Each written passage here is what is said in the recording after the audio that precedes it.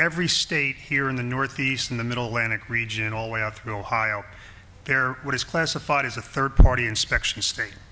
What that means is that by law, our industry has to have an independent third-party inspection company come in to do the inspections in the factory, anything that's concealed behind walls and what have you. They then sign off and they report back to the state itself, which means there's then a state seal put on each modular section so that when it arrives at that particular location, that city, that borough, it has to be accepted by the local building official.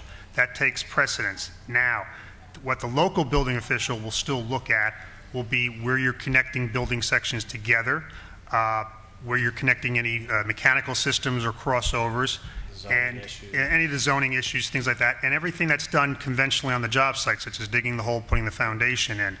And then your fire marshal, doesn't matter where you are in the country, the fire marshal is still going to come in and require a full smoke test on the whole building once it's complete. But in 35 years, I have not had any issues with any building officials following these procedures. There are other sections, and I'm sure we'll get this as a question, where these companies that build trailer complexes, they try to circumvent everything, and they're the ones that are saying that, oh yeah, there's some issues here, and then we get the black eye saying, well, that's the entire modular building industry, and that's not. They're two separate entities, but no, I just never have run into an issue with a building official yet.